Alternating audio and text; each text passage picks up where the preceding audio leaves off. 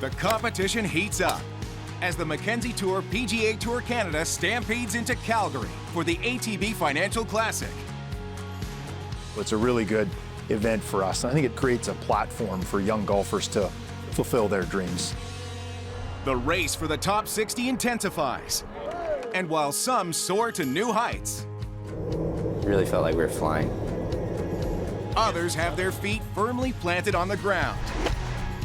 Any way I can get it, I'll take it. I'm not picky. I just want to be at the next level next year. And they're all chasing the dream, enjoying every step along the way. All that and more, next.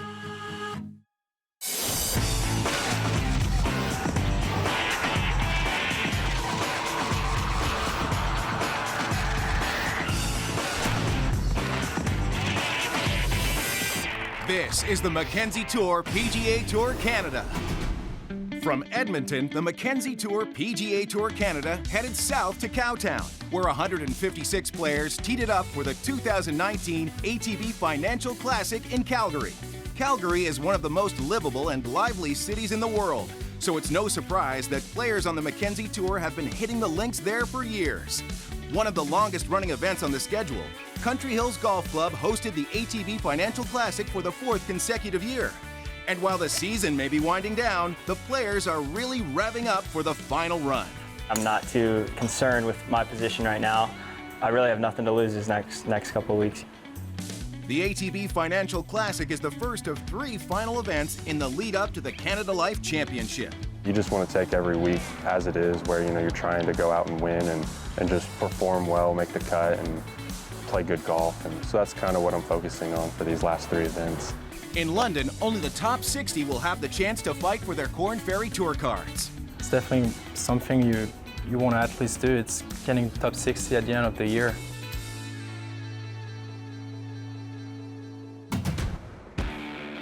Two players who aren't too worried about making it to the season-ending Canada Life Championship, Jake Knapp and Paul Bergeron.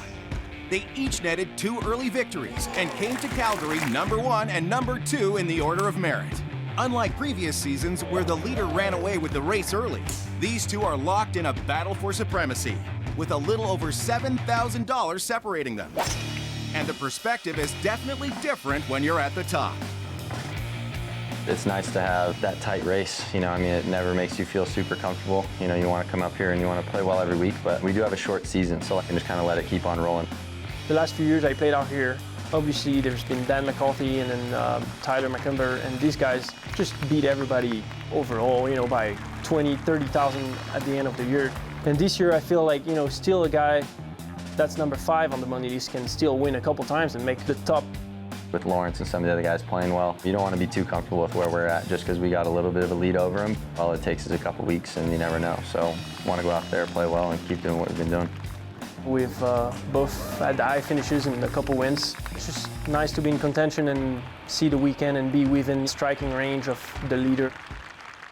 Although the two haven't yet played together on the Mackenzie Tour, they still know and respect each other's game. He's solid throughout one. There's really no glaring deficiencies in his game. He drives it really, really straight, hits his iron solid, makes a lot of putts, just does everything well. We probably are pretty complete players, but obviously Jake, has got a little bit more club speed than everybody else, I would say. When you got someone that whenever he wants to turn it on, he can hit it, 40 by you. So that's always impressive, and I admire that.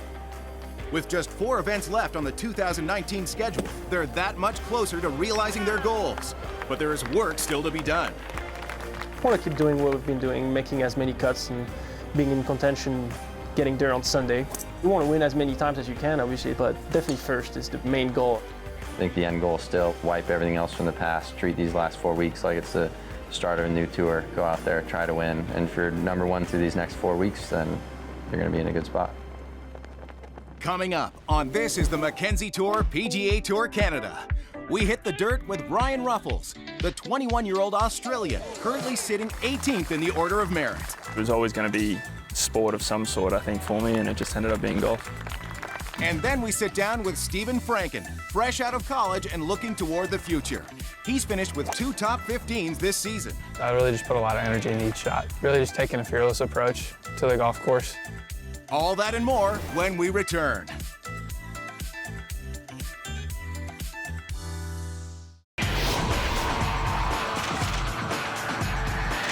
This is the Mackenzie Tour PGA Tour Canada. Ryan Ruffles entered the 2019 Mackenzie Tour PGA Tour Canada season already in mid-season form. He played the first half of the PGA Tour Latino America schedule, posting 2 second-place finishes and a T6. His consistency continued in Canada. The 21-year-old Australian has earned a T2 and a T3, climbing to 18th in the order of merit. And we caught up with him for this week's On the Bag.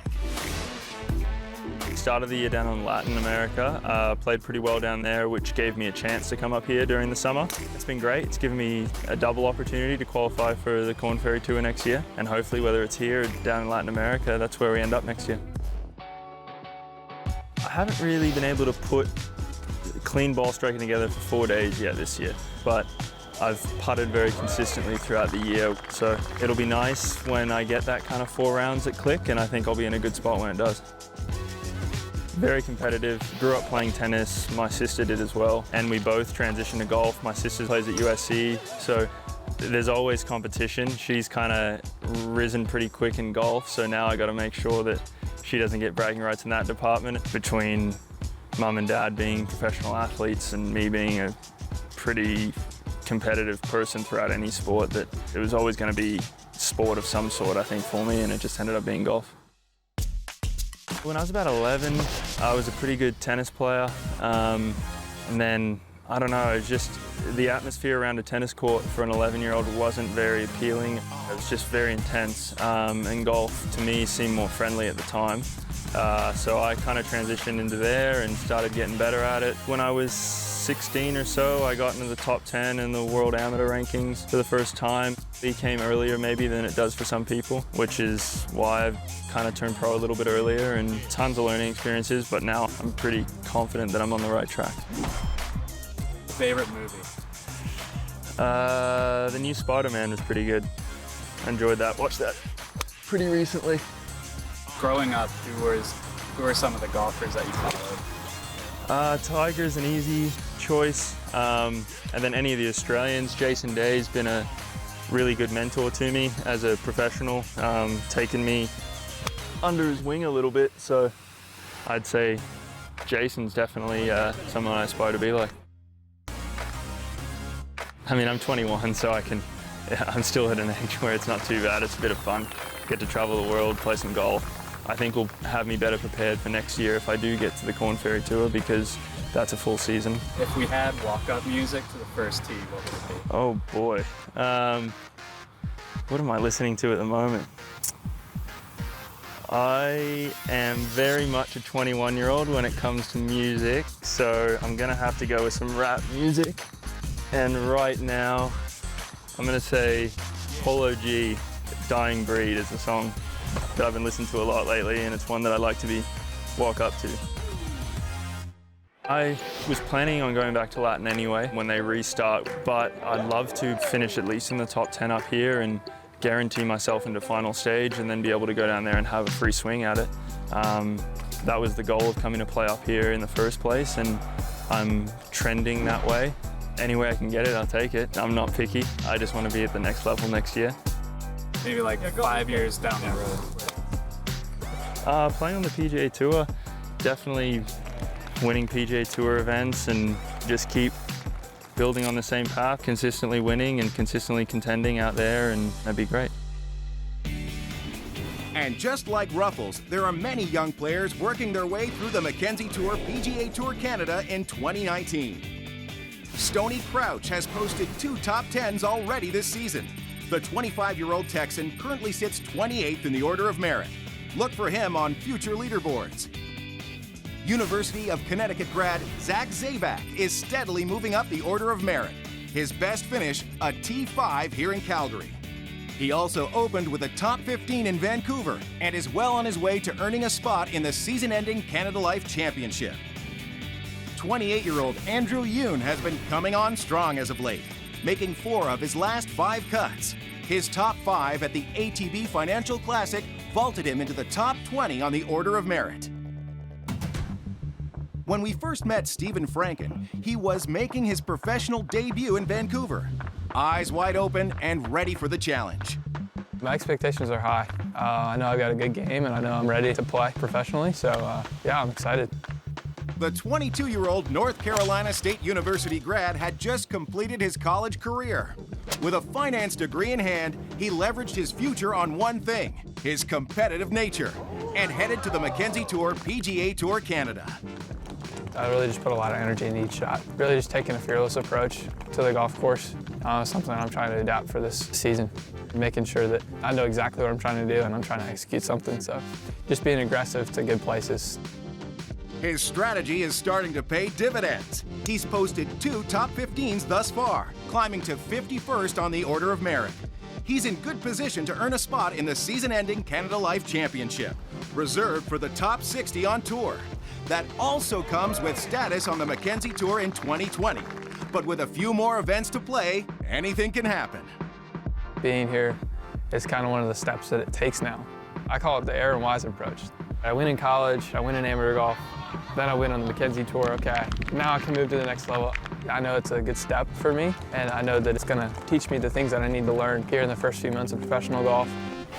Coming up next. So many great players come out of here and have success, at the next level. It's just a great stepping stone for the future. Corey Ferrara took a big step forward after winning last year's ATB Financial Classic. And then he grabbed a hold of us and we were just, spinning around, doing circles. It really felt like we were flying. we catch some airwaves with 4 brave adventurers when this is the Mackenzie Tour PGA Tour Canada returns.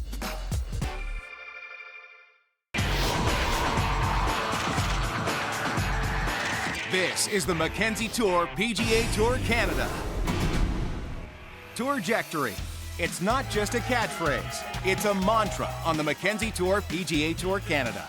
And it's what all of our 2019 hopefuls strive for, a chance to make it to the Corn Ferry Tour, and from there, the PGA Tour. This is a very special evening where we celebrate the crowning achievement of earning a PGA Tour card. It's amazing to think of the grit and determination required for these 25 players' relentless pursuit of a dream throughout the year. This past weekend, 9 graduates from the Mackenzie Tour danced their way onto the PGA Tour, earning cards for the 2019-2020 season. Like last year's Order of Merit winner, Tyler Macomber. The 28-year-old earned 3 top 5s and finished 22nd overall. Michael Glick, 29-year-old from Canada. 20 events this season, 7 top 25s, including 2 top 10s and a win in Panama. Michael is going to be a PGA Tour rookie. Michael Glick had been working his craft on the Mackenzie Tour since 2008. And after joining the Corn Ferry Tour, it took just 1 season to earn a trip to the PGA Tour. 2017 Order of Merit winner Robbie Shelton will also be making a move to golf's biggest stage. The 23-year-old blazed through the Corn Ferry Tour with 2 victories and a solo second to finish 2nd overall on the regular season points list. Congratulations to all of our alumni moving on to chase their dreams on the PGA Tour.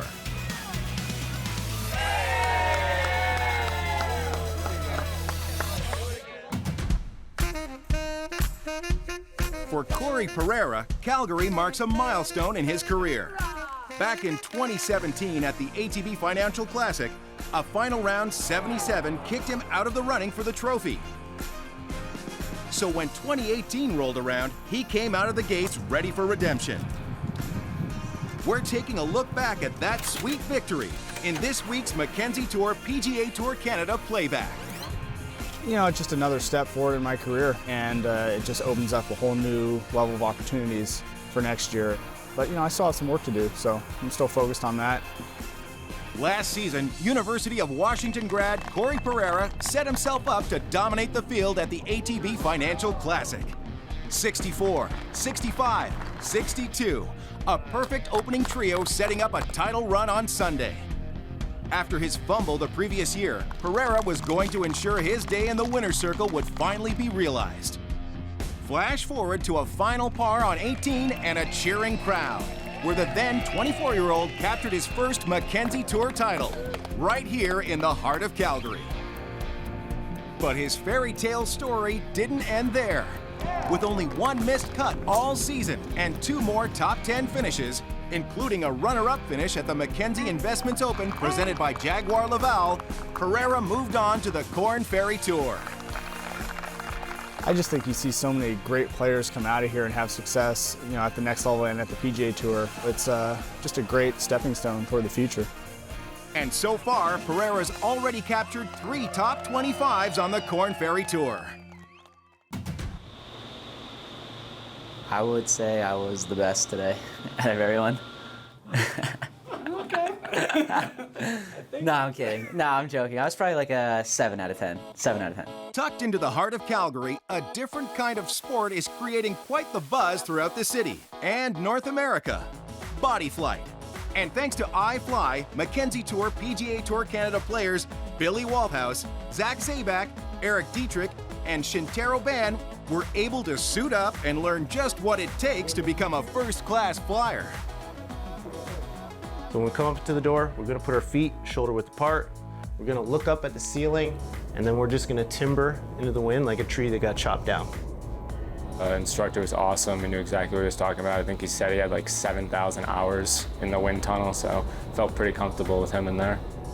We had earplugs really in there, and then we had a helmet. We had to look up all the time, and just winds coming at you, and it's like you could really feel your own breathing. He grabbed a hold of us, and we were just, spinning around, doing circles. It really felt like we were flying.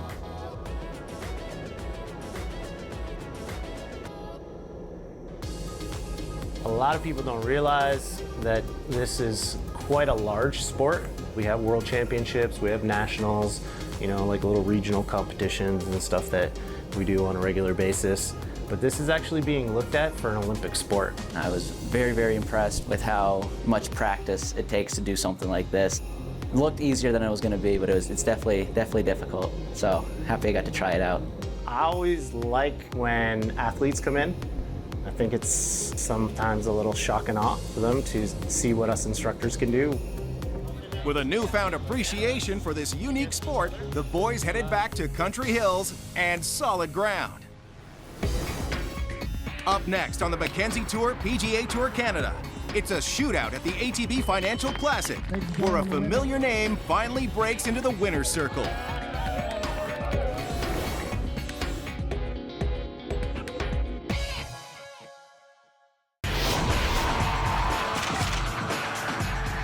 This is the Mackenzie Tour PGA Tour Canada. Hot on the links after shooting a course record 62 in Edmonton 4 days prior, Taylor Pendrith took the early lead, once again shooting a 62 to close out the first round of the ATV Financial Classic. It was only fitting that since Canada Day, no one on the Mackenzie Tour has played better golf than the Canadian. But conditions toughened in round 2, and Pendrith dropped 1 shot behind a new leader, Stoney Crouch, who wasn't deterred by the cold, bitter winds. He headed into the weekend in contention for the 3rd consecutive Mackenzie Tour tournament. Another day of harsh conditions meant low scores were few and far between, but it didn't slow down a 3rd-round charge by Hayden Buckley. The University of Missouri alum made 8 consecutive birdies on day 3 after opening with a pair of 66s. And his hot streak continued on the final day with 3 consecutive birdies on the front side. But it wouldn't last long. I had 2 3-putts coming down the stretch that kind of really switched the momentum, but it was just one of those where I kind of stayed patient, told my caddy that I had to stay patient all day. The tournament quickly turned into a 2-man race. Buckley's playing partner, Sam Fedone, pulled within 1 by the turn, thanks to a 4-under front 9. It's something we talked about all day was just keep it in play, give yourself a birdie putt, as many as we can. Buckley was striking well, but he staggered on the greens, failing to make the putts he needed to make in order to stay out in front. Somewhere in between there, I just kind of saw it start to slip away, and a couple of those holes on the back are just hard to make birdies on. A shift in the leaderboard occurred on 15 with a 2-shot swing. When Buckley opened the door thanks to a costly bogey, Fedone took advantage with a birdie and pulled ahead by 1 stroke. But the lefty gave the shot right back on the next hole. The two were all square heading into 18, setting up a showdown on the 72nd hole. After both players secured their pars, the stage was set for a sudden death playoff. Buckley narrowly missed his 10-foot birdie putt on the first extra hole to clinch the victory, but watched as Fedone was unable to sink a slippery 5-footer to extend the playoff. Buckley has knocked on victory's door plenty of times this season, with 5 of his last 9 starts landing him in the top 10 on the leaderboard. I've been close so many times, and just getting to finally finish it off was something I really liked, and hope we can keep going, kind of use this momentum to finish out the year. It was yet another exciting week in Calgary. The Mackenzie Tour is a really good partner to work with, as is Country Hills here in Calgary, so it's a really good event for us. And I think it creates a platform for young golfers to fulfill their dreams. And the winner today, Hayden, just had a remarkable week, and great to watch that play off. Hayden Buckley jumped 5 spots into the top 5 after his first Mackenzie Tour victory in Calgary. But perhaps the most intriguing change came at the top, after a 4th place finish versus a missed cut. Paul Bergeron and Jake Knapp swapped places, with the Frenchman overtaking the #1 spot. Next time on This is the Mackenzie Tour PGA Tour Canada. The season may be coming to a close, but there's no lack of action and talent as we head to Winnipeg, Manitoba for the Players' Cup. And with fewer opportunities left on the board for players to make the top 5 in the order of merit, it'll be a fight from start to finish. Last year, Tyler Macomber captured his 7th professional victory when he fired off 5 birdies to card a bogey-free 67 in the final round, defeating Michael Gellerman by 2 shots. Macomber went on to finish the season at #1 on the order of merit with 3 wins. He added 3 other top 10 finishes, Mackenzie Tour Player of the Year honors, and a Korn Ferry Tour card to his resume. Join us next week to see who dominates the field on the next This is the Mackenzie Tour PGA Tour Canada.